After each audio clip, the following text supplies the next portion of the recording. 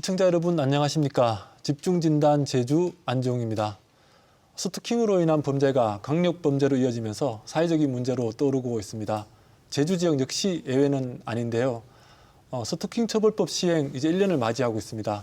관련 내용과 함께 대응책을 알아보는 시간 가져보겠습니다.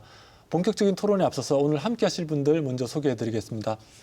제주특별자치도 경찰청 여성보호계 문기철 계장 함께 하셨습니다. 예, 안녕하십니까? 네, 계장님 안녕하십니까? 예. 지금 제주도에 스토킹 처벌법 시행된 이후에 올 한 해 동안은 신고된 건수가 어느 정도 되나요? 예, 올 1월부터 9월까지 우리 제주 지역에서 그 스토킹으로 112 신고 건수는 그 363건이 접수되었습니다. 이는 하루 평균 1.3건이고 인구 대비로는 전국에서 세 번째로 아주 높은 편입니다. 네, 전국에서 세 번째로 많은 데다가 매일 한 건 이상씩은 접수되고 있다. 예. 좀 심각한 상황이다라는 예. 것이군요. 네, 그리고 제주 여성상담소 고홍자 소장 함께 하셨습니다. 네, 안녕하십니까. 네, 소장님 안녕하십니까? 네. 제주 여성상담소 잘 모르시는 분들 계실 것 같아서 짧게 단체 소개 부탁드리겠습니다. 예. 제주 여성상담소는 스토킹을 포함한 여성폭력 전반에 대한 지원을 하고 있는 기관입니다.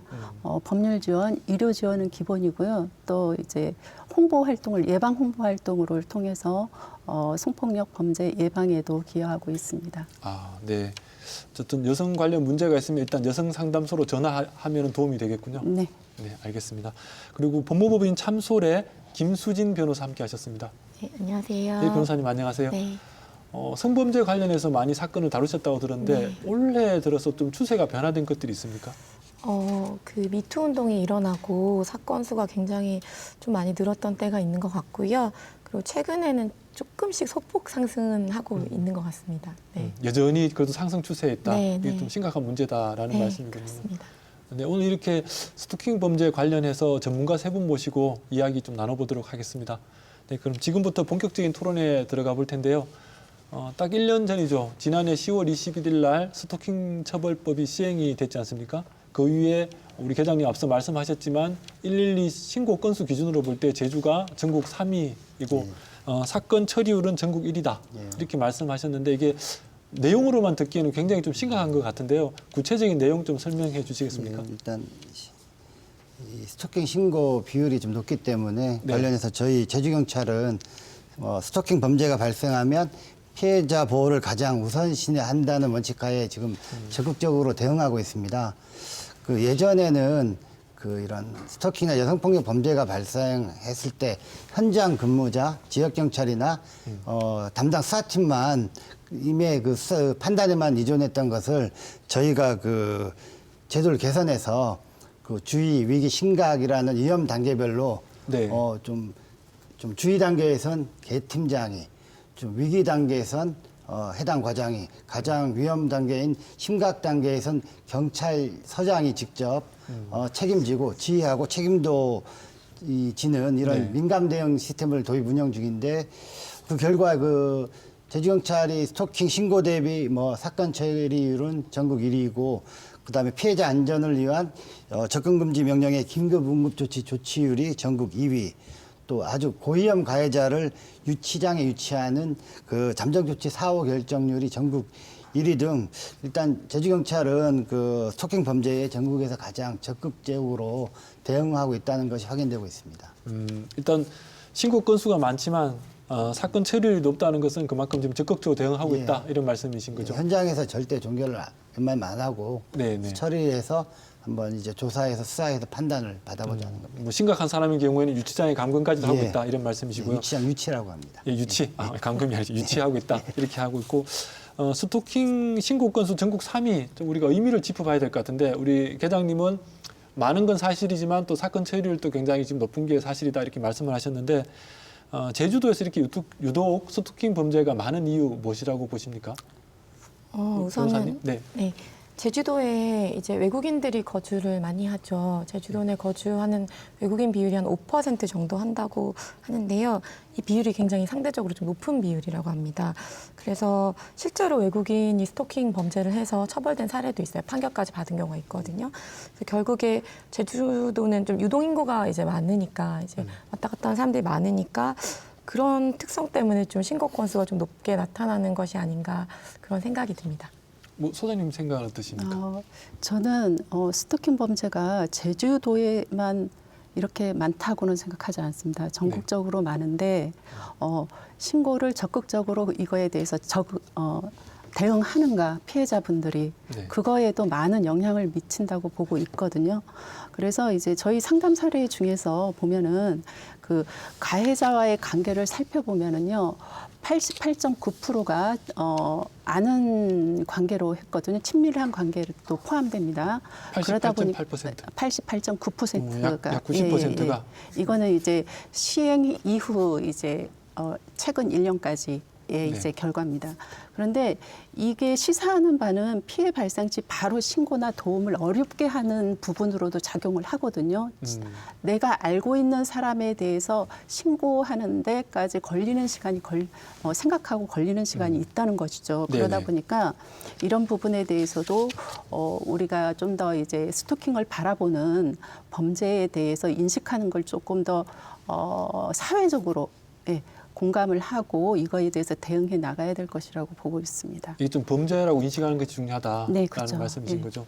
그 어떻습니까, 계장님? 우리 변호사님은 이게 유동인구라든지 외국인 거주 비율로 좀 예를 드셨는데 이런 부분들이 스토킹 범죄율이 높은 것과 영향을 실제로 미치고 있습니까? 그것도 이제 맞다고 봅니다. 근데 제가 한번 이거 관련해서 한번 조사해 보니까 저희 그러니까 뭐 지금 363건 원래 들어왔으면 예. 여기 들어온 사람 중에서 제주도 정주 인구가 아니라 유동 인구나 예. 외국인들의 범죄 비율이 몇 프로 정도 됩니까? 그러면 그 보통 이제 거의 한 5에서 10%는 관광객이라든지 외국인에 의한 범죄들이 좀 있습니다. 5 내지 10%는 예. 네.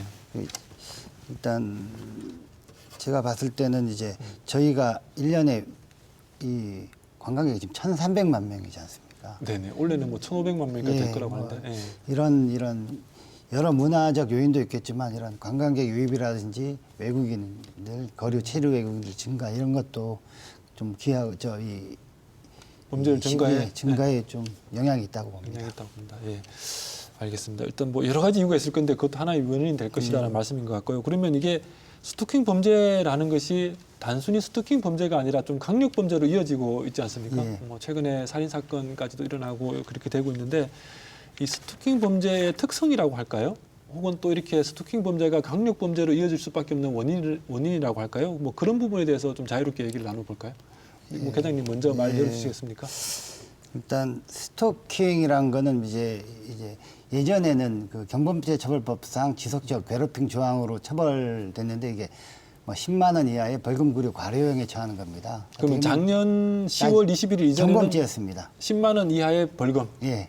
그래서 이제 일단 뭐 그 신고가 들어와도 경찰이 해줄 게 별로 없었는데 이제 이 성처벌법이 제정이 되면서 시행이 되면서 일단 이 강력범죄화될 위험성이 큰 범죄입니다. 그리고 일단 스토킹 이게 강력 범죄가 될 위험성이 큰 이유가 특별히 있습니다. 일단 여러 원인들이 있겠지만은 제가 볼 때는 그 가해자의 그 강한 소유욕이라든지 집착 이런 거라고 생각합니다. 뭐 가해자들은 피해자들은 이게 폭력이라고 느끼지만은 가해자들은 폭력이 아니고 사랑이다. 뭐 이렇게 주장하면서 합리화하는 경우도 상당히 많습니다. 그래서 일단 또 그리고 이제 보통 아까 변호사님도 얘기했지만은 이게 뭐 아는 관계입니다. 뭐 전 연인 관계거나 전 부부 관계였다거나 이러다 보니까 그 전에 이 쌓아놓은 이 유대감이라는 게 있지 않습니까? 네네. 이런 것 때문에 좀 이 신고를 망설이는 경우도 좀 자주 있는 걸로 알고 있습니다. 그나마 신고 망설이는 걸 빼도 이렇게 많으니까 상당히 더 많을 것이다라는 예. 말씀이시죠. 뭐 어떻습니까? 네. 스토킹이 강력 범죄인가 이런 질문에 대해서는 그냥 의심할 여지가 없이 강력 범죄다. 스토킹은 강력 범죄다. 네네. 네. 왜냐하면 이제 저희가 사람이기 때문에 누구나 이제 평온한 일상을 이어갈 권리가 있어요. 저희는 평온하게 사는 거예요. 불안감 없이. 그런데 이제 스토킹을 당하게 되면 그런 일상이 전부 다 와르르 무너지는 거잖아요. 네네. 그냥 밖에 활동을 하기도 힘들고 사회관계를 유지하는 것도 되게 힘들잖아요. 그래서 그거는 굉장히 무서운 범죄죠. 사실 스토킹이라는 게. 근데 지금까지 그런 무서운 어떤 가능성들을 많이 내포하고 있는 범죄였는데 그 경범죄로 분류되다 보니까 피해자들이 이제 피해를 당해도 신고도 못하고 그냥 계속 당하고만 있는 경우가 많았던 거죠. 그래서 사실 이번에 이런 방송을 준비하면서 보니까 이 법이 왜 이렇게 늦게 개정됐나 이런 생각이 들기도 하더라고요. 제정됐나. 예, 예. 네. 그런 생각이 소장님 들었습니다. 혹시 네. 저는 우선은 이 경중을 따지기 전에 스토킹 피해자들이 느꼈을 그런 공포를 한번 이 시청하시는 시민들도 그렇고 여기 계시는 분들도 한번 생각해 주시기를 바랍니다. 만약에 그거를 생각하고 이 스토킹을 바라본다면 경한지 중한지는 다 알 수 있을 것 같고요. 그리고 이제 본 상담소에서 지원하는 성범죄 사건 중에서 성범죄 전에 그 전조 증상으로 스토킹이 일어납니다. 그런 사례들이 성범죄 전조 증상이다. 예. 스토킹이 일어나고요. 그리고 스토킹 범죄는 그 단독으로 나타날 수도 있지만은 살인, 데이트 폭력, 그리고 뭐 디지털 성범죄, 일반 폭행 등 이렇게 여러 가지 타 유형의 폭력들하고 복합적으로 이제 발생하고 있거든요. 그래서 이게 범죄이기 때문에 스토킹에 대해서 협소하게 바라보지 마시고 이거 진짜 강력 범죄임을 잊지 않으셨으면 좋겠습니다. 굉장히 중요한 말씀드린 것 같습니다. 어쨌든 지금 세 분 말씀이 공이 스토킹이라는 것은 사랑이 아니라 강력범죄다. 그리고 강력범죄의 또 전조 증상이기 때문에 전조범죄이기 때문에 우리가 사회적으로 굉장히 강력하게 들여다볼 필요가 있다. 이런 말씀이신 것 같고요. 그러면은 이게 어떤 분들은 저 사람이 왜 저렇게까지 할까 이런 생각을 많이 가지잖아요. 들어보면. 그리고 한 번씩 뉴스에 나오는 것들을 보면 좀 이게 말도 안 되는 소리다 이런 생각도 많이 하는데 이런 범죄의 특징이라고 할까요? 이런 범죄가 일어나는 이유라고 할까요? 원인이라고 할까요? 이런 게 좀 분석된 게 있습니까? 제가 한국 범죄 심리학회 학술 자료를 한번 봤습니다. 보니까 일단 스토킹 가해자들은 아까 말씀드린 피해자에 대한 병적인 소유욕과 집착을 보인다고 하고 그 병적에 대한 명확한 의학적 기준이 뭐 정해진 것은 아니지만 대부분 상대방을 물건처럼 소유하고 싶어하고 이를 거부하는 상대방에게 신체적, 정신적 피해 줄 만큼 강하게 집착한다고 합니다. 그러니까 사람을 이렇게 물건처럼 좀 본다. 제 소유욕 이런 예. 식으로. 그래서 일단 그 스토킹 처벌법 제정이 계기가 됐던 서울 노원구 세모녀 사건의 가해자 김태현의 경우도 그 피해 여성 피해자에 대한 강한 집착으로 피해자의 거부에도 뭐 지속적으로 연락을 하고 주소를 이제 알아내 찾아가는 등 강한 집착을 보였다고 합니다. 네. 뭐 또 이렇게 집착이 강해지면 망상 장애가 이제 나타난다고도 합니다. 망상 장애는 그 뭐냐면은 현실에 대한 왜곡된 해석으로 잘못된 신념이 생긴 상태를 말하는데 뭐 상대방이 거절 의사를 표하면 오히려 이를 긍정적 메시지로 잘못 왜곡해서 상대방이 오히려 자신이 집착을 뭐 원한다고 착각을 일으킨다고 합니다. 좋아하는 편이다 이렇게 말한다는 그래서 거죠. 뭐 상대방이 강력히 거절 의사를 표현해도 스토킹을 멈추지 않고 집착하는 상황이 되풀이된다고 이거 심리학회 그 학술 자료에 보면 이렇게 돼 있더라고요. 일종의 정신질환까지 겹쳐서 일어난다 이런 말씀이신 거죠? 의학적 기준은 없지만은 그런 가능성이 확률이 있다고 높다. 봅니다. 예. 뭐 어떻습니까? 저는 그 스토킹 범행하는 가해자 심리 상태를 이제 정신과 의사로부터 들어봤는데 이제 스토킹을 하는 사람이 예전에는 약간 아까 말씀하신 그런 망상 장애나 어떤 인격 장애를 가진 사람들이 이런 범행을 할 것이다라고 생각을 해왔던 거죠. 근데 이전에 말씀하신 대로 망상장애나 인격장애 그런 것들이 원인이 됐을 거라고 생각을 했는데 실제 이제 최근에 이제 스토킹 사례들이 이제 많이 쌓이고 하면서 가해자들을 보니까 이 사람들이 그런 어떤 장애를 갖고 있었던 게 아닌 거예요, 오히려. 이 사람들이 실제 일반인들보다 오히려 더 IQ가 더 좋고 판단 능력이 다 있는 상태에서 범행을 하는 거죠. 근데 다만 이런 사람들이 아까 말씀하셨던 것처럼 그런 집착이나 강박에 대한 것들이 있고 이제 마찬가지로 피해자를 이제 소유화하려고 하니까 이제 거절을 하면 분노를 하게 되고 그 분노를 이기지 못하니까 이제 강력 범죄에 이어지고 막 이런 것 같아요. 그래서 이 가해자들이 무슨 뭐 심신미약 전혀 아닌 것 같고 이 사람들은 맨정신으로 사람을 괴롭히는 거라고 저는 생각을 하고 있습니다. 어떻게 보면 좀 사회가 잘못됐다 이렇게 볼 수도 있겠네요. 그렇죠. 네. 이제 누구도 내 물건이 될 수는 없는 거잖아요. 그렇죠. 인격을 가진 존재인데 네. 그거에 대한 생각 자체가 아주 잘못되고 내가 나의 감정에 충실하기만 하지 너의 감정에 이해하지 못하는 거죠. 이게 뭐 정신적인 어떤 이상이라기보다는 사실은 네네. 지적 능력이 높은 사람들이 어떤 네네. 잘못된 사회화의 결과로 사람을 물건으로 대하는 그런 네네. 태도들에서 비롯된 것이다라는 말씀이신 것 같은데요. 우리 소장님 네, 혹시 저도 변호사님 말씀을 이어서 한다면은요. 상담소에서 살해한 건을 이제 분석하는 과정에서 스토킹 가해자들의 이제 어떤 사람인가 봤을 때 아주 평범하고요. 나의 주변에 살고 있고요. 여러분의 주변에서 아주 평범하신 분들입니다.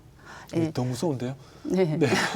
그런데 우리는 뭔가 범죄자 하게 되면 뭔가 특정을 지으려고 해요. 네. 그러면 그 특정 지어진 굴레에 우리가 빠질 수밖에 없거든요. 그러면 옆에 있는 사람들을 제대로 볼 수가 없는 상황이 발생하게 됩니다. 그래서 이런 부분에 대해서 우리가 다시 한번 생각해 봐야 되고 이 스토킹 보복성이라는 거에 대해서 우리가 단어를 쓸 때도 조금 조심해야 된다고 저는 보고 있거든요. 네. 뭐 보복 범죄 뭐 이런 거는 뭐 경찰에서 수사관들이나 이런 분들이 이제 범죄 유형으로 하나에 쓸 수가 있지만은 우리가 이제 일반인들이 얘기할 땐 보복이라는 건 뭡니까? 너가 내 말을 안 들어줬기 때문에 나는 너에게 이렇게 당연하게 이렇게 할 수 있어라는 게 내포돼 있다고 저는 보거든요. 그렇기 때문에 우리가 쓰는 이런 단어에도 하나하나 조심해야 되고 이런 가해자가 자신의 욕구가 반영되지 않은 거에 대해서 분노라는 이 폭력적인 것으로 포출함으로써 이게 이제 범죄로 이어지는 거라는 거를 우리는 가해자의 언어로 듣지 않는 습관을 들여야 된다고 저는 봅니다. 굉장히 중요한 말씀 같습니다. 지금까지 가해자의 언어로 보복이라는 말은 자체가 성립이 안 하는 거죠, 사실은. 그렇죠. 보복할 일을 한 게 없으니까. 근데 그런 단어들 자체가 우리에게 이런 스토킹 범죄를 더 고착화시키는 일이 될 수 있으니까 언어 사용부터 주의해야 된다. 그리고 가해자가 언어가 아니라 피해자의 언어에 귀를 기울이자 이런 말씀인 것 같습니다.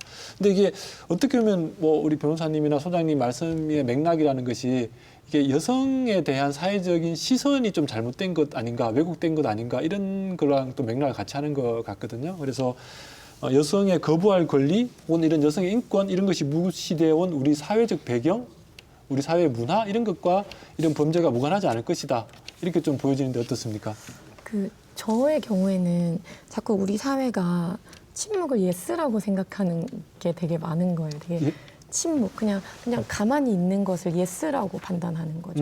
그러니까 답하지 않으면 예스다. 예스다. 예. 그리고 뭔가 완곡하고 뭐 좀 이렇게 좀 소극적인 의사 표현을 또 예스라고 생각하고 그런 것들이 이제 잘못된 거죠. 완전히 어떤 여성의 예스나 노를 잘못 받아들이는 그런 사회적인 분위기 같은 것들이 결국에는 이런 범죄의 원인이 될 수 있다고 생각하고 그리고 남성의 가부장적인 성향 같은 것도 당연히 영향을 미칠 수 있죠. 왜냐하면 아까 말씀하셨듯이 피해자를 물건으로 보고 있잖아요. 네. 어떤 사람도 물건이 될 수 없는데 그런 거 보면은 그런 가부장적인 사회 배경 그런 것들도 좀 영향을 많이 끼친다 이렇게 생각이 듭니다. 뭐 계장님 어떻습니까? 일단 저희가 좀 분석한 게 있습니다. 네. 보면은 스토킹 가해자 연령대 보면 연령대가 어떻습니까? 저도 궁금했습니다. 네. 대부분이 40, 50대가 가장 많습니다. 40, 50대요? 예. 20대가 좀 많을 것 같아요. 20대가 그렇게 많죠. 왜냐하면 이게 이것도 문화의 차이라고 뭐 예전 저희 그 기성세대들의 그 약간 좀 가부장적 정근대적인 그 문화가 아직까지 그 나이가 좀 드신 분들은 자리 잡아가고 있고 근데 이제 자리가 안 잡아가고 있고 좀 젊은 층들은 이제 점점 이제 많이 변화가 있기 때문에 일단 이 장년층들이 좀 많이 비율이 높습니다. 40대가 가해자가. 높다. 이게 좀 시사하는 바가 크네요. 40대 비율이 높다는 네. 게. 예. 소장님 어떻습니까? 저는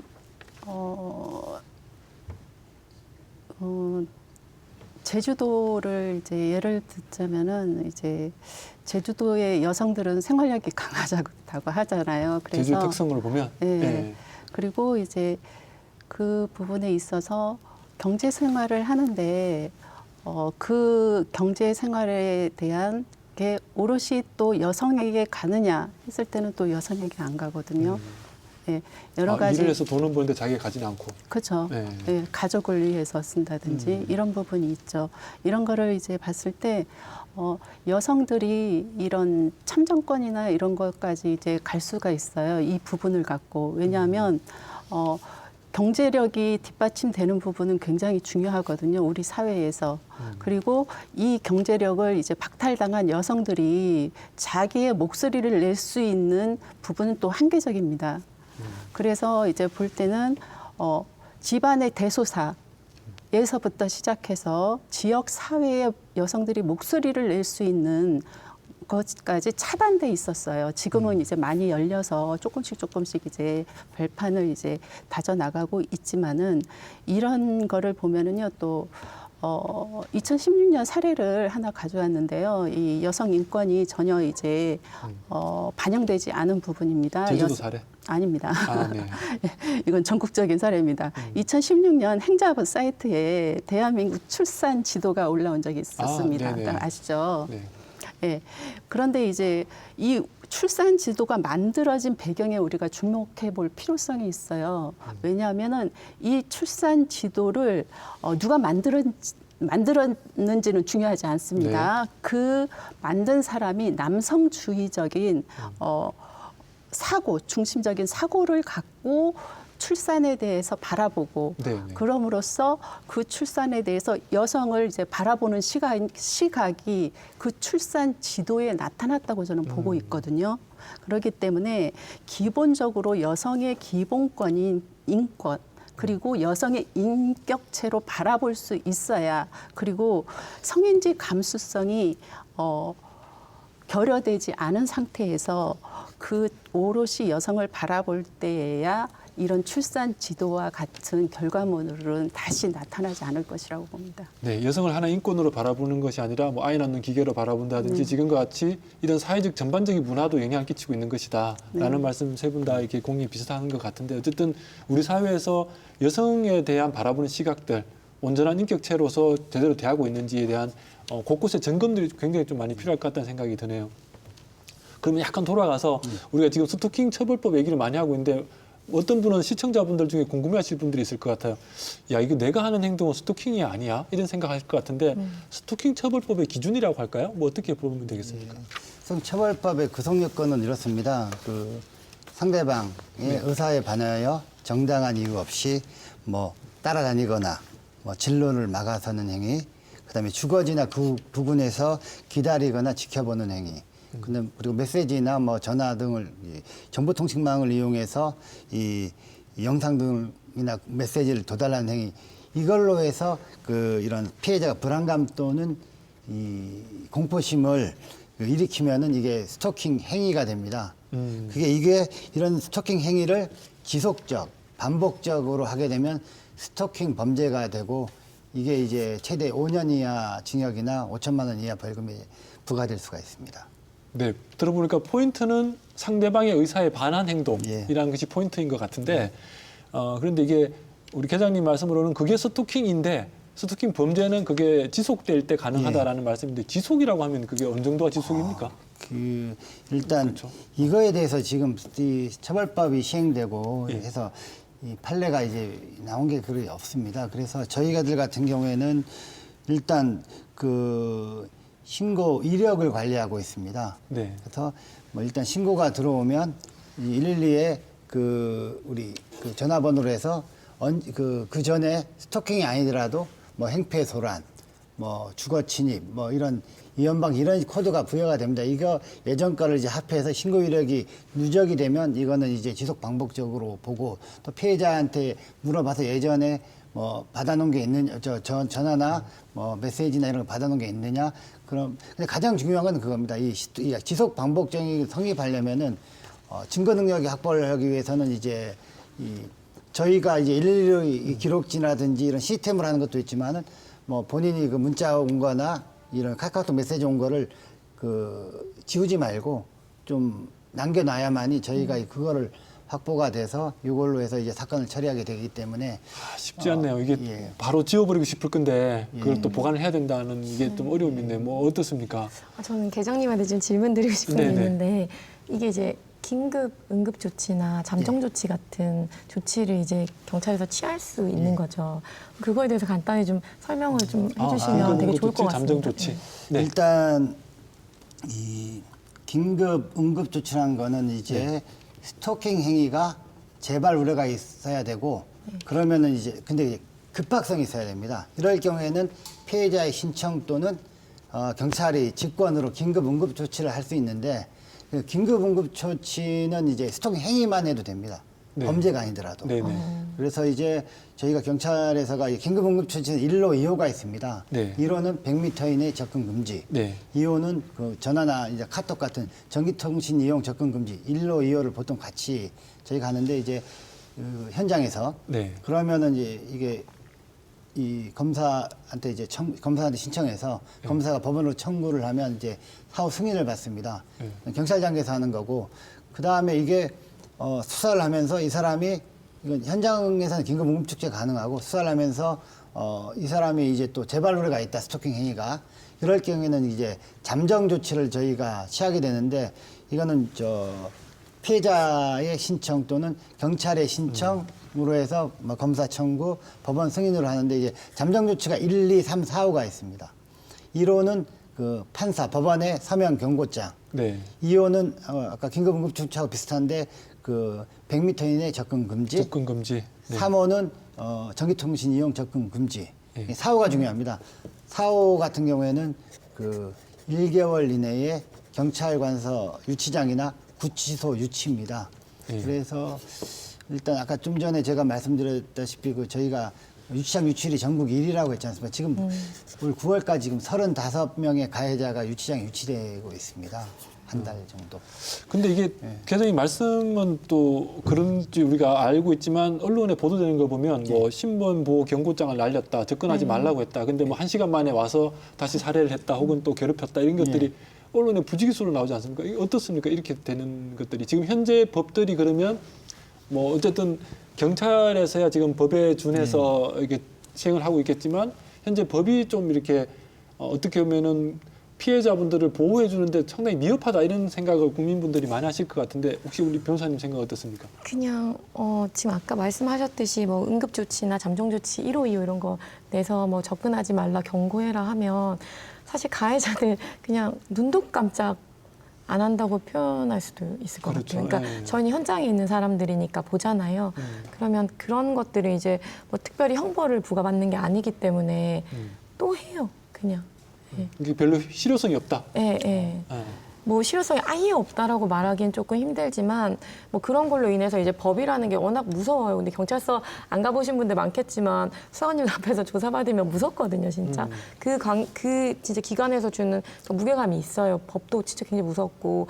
근데 이제 그런 것들 때문에 겁먹고 이제 그만하는 사람이 있는 반면 이제 진짜 말 그대로 그냥 막 가는 사람들이 있는 거죠. 그러니까 100% 그게 뭐 효과가 없다 이런 말이 아니라 그러니까 효과가 없는 사람도 있고 있는 사람도 있는 것 같아요. 예. 그러니까 조금 더 보완될 필요가 있다. 보완될 필요는 반드시 있다. 예. 네, 소장님 생각 어떻습니까? 네, 보완은 돼야 됩니다. 그리고 지금 계류 중인 피해자 보호 관련된 법도 빨리 통과를 국회의원님들 통과를 시켜주시길 바라고요.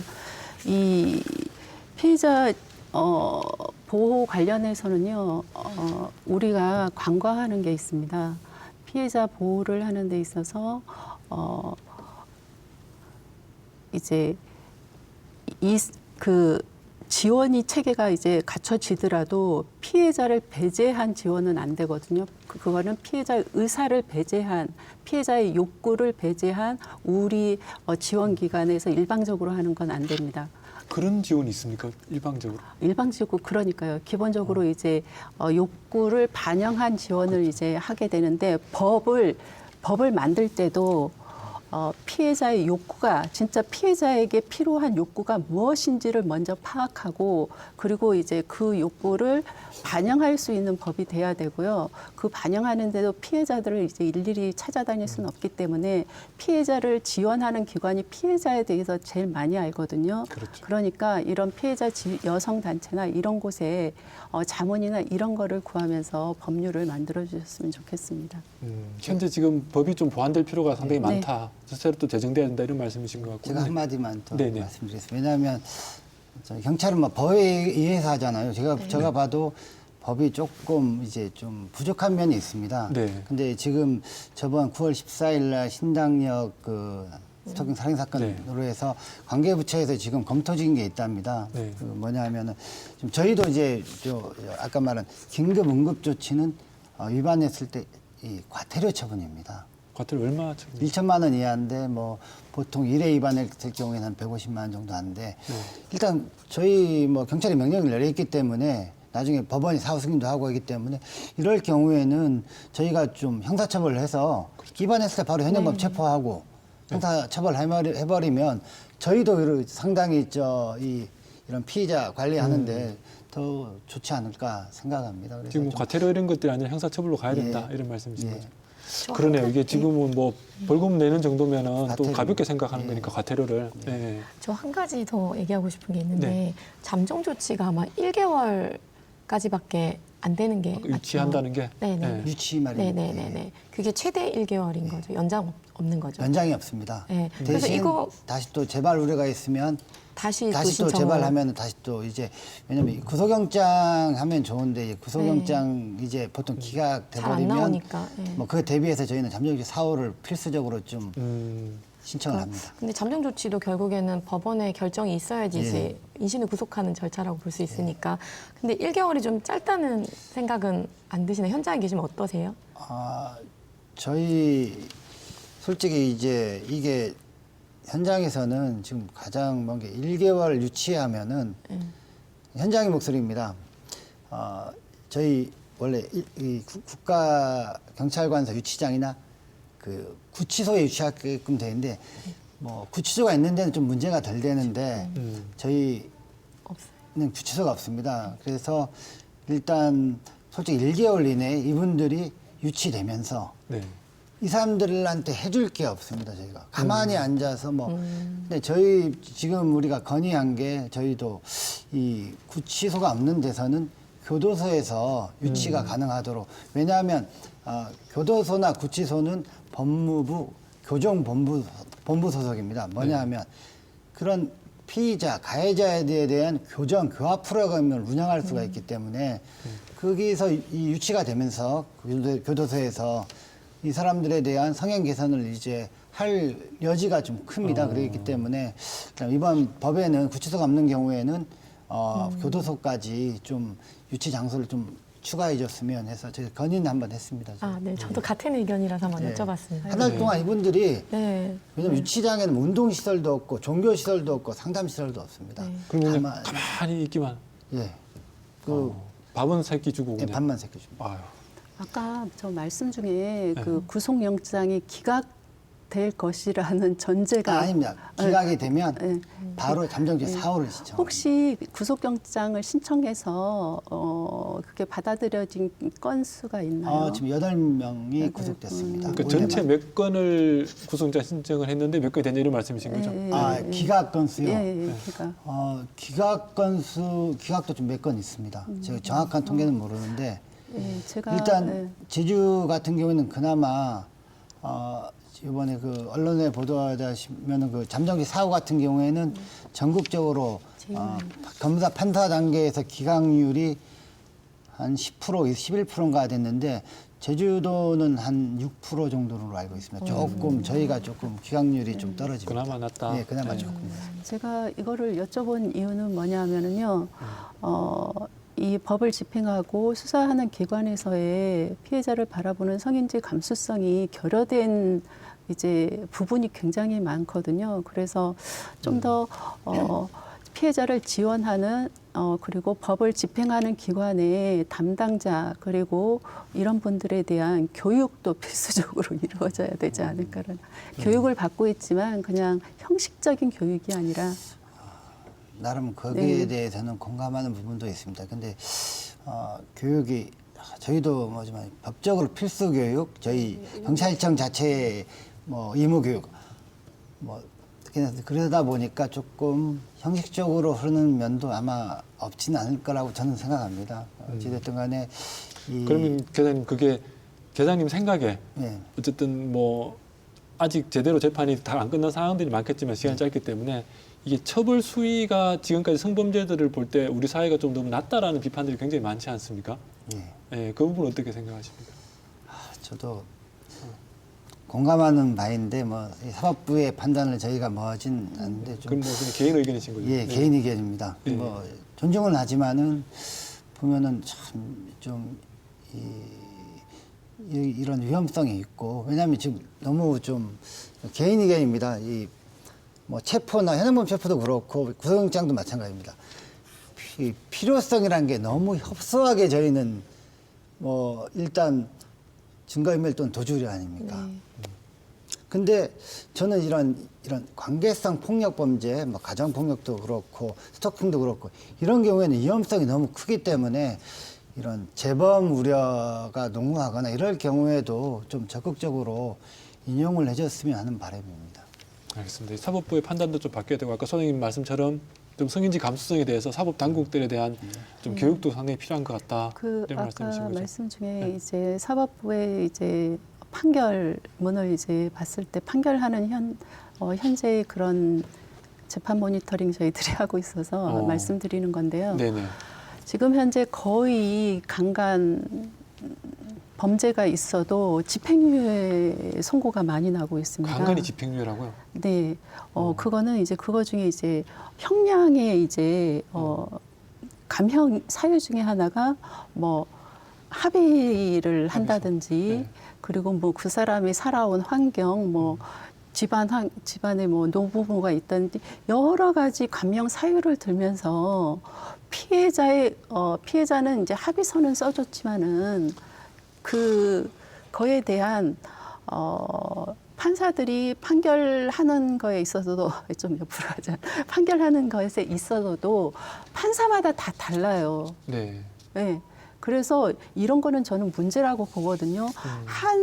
거의 비슷한 사건이지만은 판사에 따라서 어떤 판사는 형량을 팍 줄여주고 어떤 판사는 이게 진짜 중요한 범죄다 해서 형량을 제대로 이제 이렇게 해주시는 분들도 있고 그래서 이거는 판사분들의 총체적인 문제점이라고 저는 보고 있어요. 이런 말하면 안 되죠? 아닙니다. 뭐 실제로 느끼시는 부분이니까 그래서 재판 모니터링 결과가 그렇다라는 거잖아요. 그래서 네. 언제 되면 재판 모니터링 결과를 한번 이렇게 페이퍼로 볼 수 있으면 좋을 것 같네요. 그게 이제 저희들이 이제 올해 이제 할 겁니다. 그때 이제 한번 이제 연락을 드리도록 하겠습니다. 알겠습니다. 저도 그 결과 굉장히 궁금하네요. 네. 뭐 변호사님은 어떻습니까? 지금 말씀 두 분 나누신 것처럼 네. 이게 지금 현재는 유치를 하더라도 뭐 지금 분리 조치를 강하게 하는 거죠, 사실은. 강하게 하더라도 그 사람이 개선해야 할 여지가 전혀 없다. 네. 지금 교육도 안 되고 있고 어떤 프로그램도 없다. 근데 그래서 그런 프로그램이 계산의 입장은 좀 필요하다는 거고. 네. 예. 근데 그 프로그램은 지금 법이 바뀌어야 가능한 거죠. 그래서 이제 저희가 지난주입니다. 10월 11일부터 저희가 그 제주 가족 사랑 상담소하고 그 사회복지 공동모금회하고 협업을 해서 예. 이 찾아가는 가해자 교화 프로그램이라고 이거를 지금 운영 중에 있습니다. 찾아가는 가해자 교화 프로그램. 네, 뭐냐면 이제 고위험 가해자들 이 스토킹에 대해서는 잠정조치 4호로 유치장 유치됐고 예. 가정폭력 같은 경우에는 임시조치 5호로 유치장 유치된 분들이 있습니다. 예. 그다음에 이런 분들에 대해서 이 전문 상담사가 유치장으로 찾아와서 이 사람들하고 상담을 해서 이제 하는 건데 이제 이게 좀 문제가 있다면 이게 동의를 받아야 되고 장소가 또 저희 유치장 면회실을 사용하기 때문에 약간 제약은 있습니다. 근데 저희도 이게 어떻게 보면 이게 나름대로의 그래도 저희 차선책으로 하는 건데 그래서 유치장에서 한 달 동안 아무것도 안 한 것보다 일단 상담사가 가서 좀 열악한 환경 상담 여건이지만은 상담을 좀 한 8번, 10번 받으면 이분이 교화가 되면 좋지 않을까. 성향 개선이 되면. 그렇죠. 이게 하겠습니다. 뭐 강제 이수를 사실은 해야 되는 건데 동의를 안 받으면 못 하는 거다. 뭐 이런 거잖아요. 지금 예, 현재 상태에서는. 예. 예, 그런 말씀이죠. 뭐 저는 좀 말씀을 보태자면 이제 유치장에 유치를 했는데 그 안에서 아까 말씀하셨던 것처럼 할 게 없잖아요. 특별히 할 게 없거든요. 진짜로. 그러면 그 사이에서 이제 너가 뭐 나를 신고해서 내가 이렇게 들어와 있구나. 그러니까 안 이제 좋은 마음을 더 가지고 있는. 분노를 더 네. 많이 이제 쌓을 수 있고 그런 것들이 더 위험할 수도 있지 않냐. 근데 또 특히나 이 스토킹 범죄에 지금 반의사불벌이 붙어 있잖아요. 그러니까 뭐 신고하는 것뿐만 아니라 처벌의 의사도 같이 있어야 결국 처벌을 하는 건데 이제 그런 유치 조치가 피해자를 돕는 길이죠. 한 달 동안은. 근데 이제 그 기간이 그냥 제가 판단하기에는 너무 한 달이라는 게 정말 금방 가거든요. 그 기간 너무 짧으니까 이걸 한다고 하더라도 오히려 분노만 더 키워가지고 나올 수 있는 가능성도 사실 배제를 할 수가 없는 거죠. 그래서 뭐 어쨌든 피해자들이 겁나요. 그냥 너 나도 이 나오면 또 그럴 텐데 또 겁나요. 그냥. 유치 기간을 좀 늘려야 된다 법적으로 지금 늘리고 교육 프로그램 또 의무화시키는 방안들 이런 부분들이 지금 법적으로 보완돼야 된다 이런 말씀. 네, 뭐 그런 부분도 필요하다. 그리고 저 네. 수사기관에서 할 수 있는 건 만약에 유치장 이제 끝나서 이제 구치소에 가해자가 나올 때 피해자분께 필히 이제 그거를 이제 연락을 해 예. 주셔야 됩니다. 저희가 네. 일단 영장이 기각되거나 뭐 했을 때 그다음에 유치 끝났을 때는 그 담당 수사관이 유치장에 가서 이제 석방할 거 아닙니까? 가해자한테 경고합니다. 이번 다시 또 재범하면 뭐 구속이 되든지 재평전을 봐서 체포를 하겠다. 그리고 저희가 스토킹 정담 경찰관이나 APO 우리 학대 예방 경찰관들이 있습니다. 담당 경찰관들이 피해자한테 임무적으로 석방 사실을 통보하는 것을 의무화했습니다.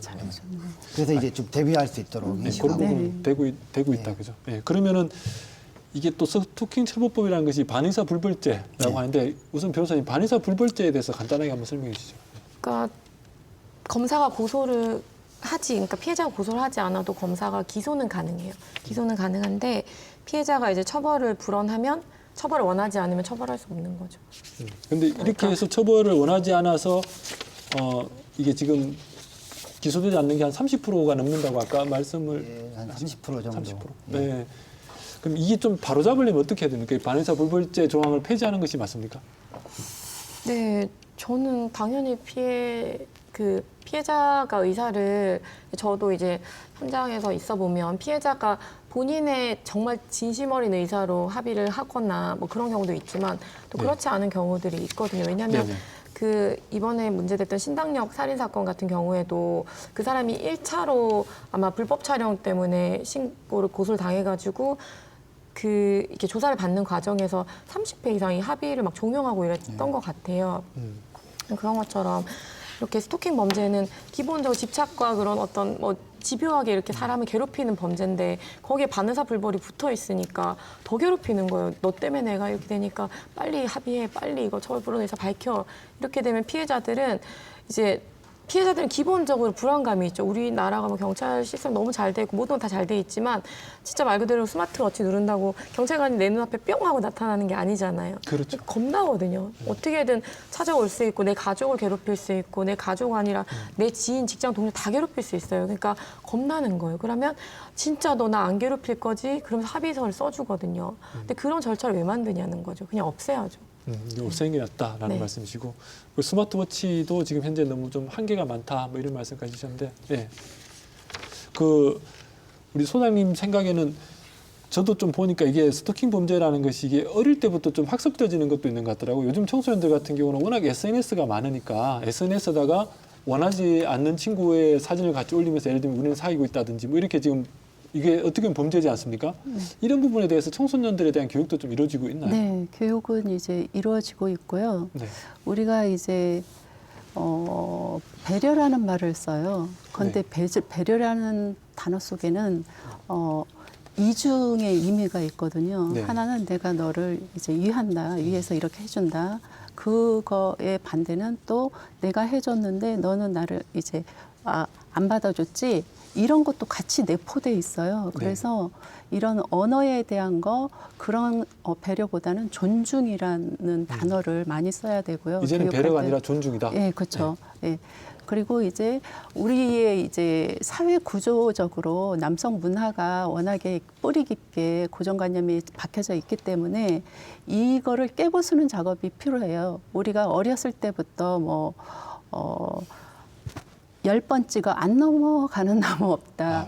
우리가 이거를 듣고 자랐잖아요. 네. 그런데 이거를 남녀 관계에 이 속담을 딱 대입했을 때는 굉장히 폭력적입니다. 그게 스토킹이죠. 그렇죠. 예. 예. 예전에는 그거를 몰랐거든요. 예. 몰랐잖아요. 저희들 때도. 그렇지만 이제 이 단어가 생기고 이거가 범죄자라고 이렇게 이제 흘러가면서 이런 여러 가지 법률도 만들어졌지만 네.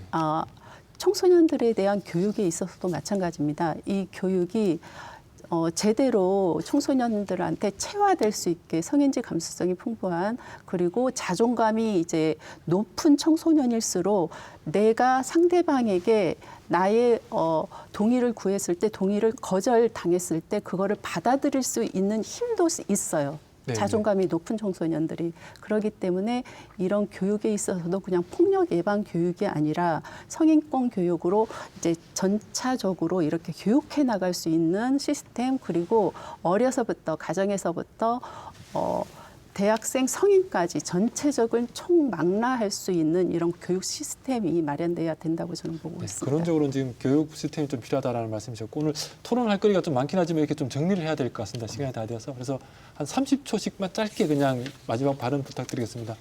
우리 계장님부터 말씀해 주실까요? 일단 저희가 스토킹 신고가 전국적으로 상당히 높은 수준인데 하지만 신고가 안 되는 아직도 많은 불안에 떨면서 과거의 인연 때문에 이제 신고를 주저하는 피해자들이 아마 있을 겁니다. 근데 이런 거를 좀 빨리 떨쳐내갖고 피해를 당하고 있거나 지인 중에 당하고 있다고 생각되시면 112로 신고를 하시거나 가까운 경찰관서에 방문해서 상담을 꼭 도움을 요청하시길 바랍니다. 네. 우리 제주경찰은 피해자를 가장 우선시한다는 원칙하에 모든 가능한 수단을 활용해서 적극 가해자는 엄정 대응하고 피해자는 적극 보호하겠습니다. 알겠습니다. 네, 소장님. 예. 저는 이제 앞에 말씀드린 거를 다시 한번 이제 중요한 부분이기 때문에 말씀드리도록 하겠습니다. 스토킹을 경범죄로 바라보지 마시고 중요한 중범죄라는 거를 생각해 주시고요. 그리고 이제 피해자에게 2차 피해가 줄 수 있는 언어를 피해 주시기 바랍니다.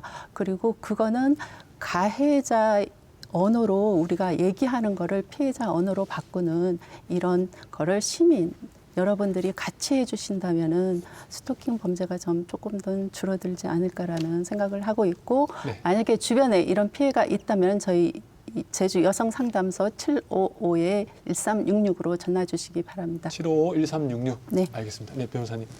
저는 마지막으로 가해자들한테 한마디 하고 싶은데요. 상대방의 거부 의사에 예민해져라. 네. 상대방이 거부하는 건 거부예요. 동의가 아니거든요. 착각하지 마라. 네, 이 정도로 착각하지 마치겠습니다. 중요한 말씀 같습니다. 네. 네. 오늘 중요한 토론 함께해 주셔서 고맙습니다. 감사합니다. 네, 시청자 여러분, 오늘 토론 어떻게 보셨습니까? 우리 사회가 교통사고를 예방하기 위해서 굉장히 많은 조치들을 취하고 있죠. 속도 단속 카메라를 설치한다든지 속도 방지턱을 설치한다든지 때로는 음주 단속을 하기도 합니다. 이런 스토킹 범죄도 마찬가지가 아닐까라는 생각이 드는데요. 어떤 범죄를 사후 처리하는 것도 굉장히 중요하고 처벌을 강화하는 것도 물론 중요하겠지만 한편에선 예방할 수 있는 많은 사회적 조치들이 지금 필요한 시점이 아닌가라는 생각이 듭니다. 그리고 세 분 패널분들 말씀하신 것처럼 스토킹은 사랑이 아니라 범죄다. 그것도 강력한 범죄다라는 사실 다시 한번 말씀드리고 싶습니다. 끝까지 시청해주신 시청자 여러분 고맙습니다.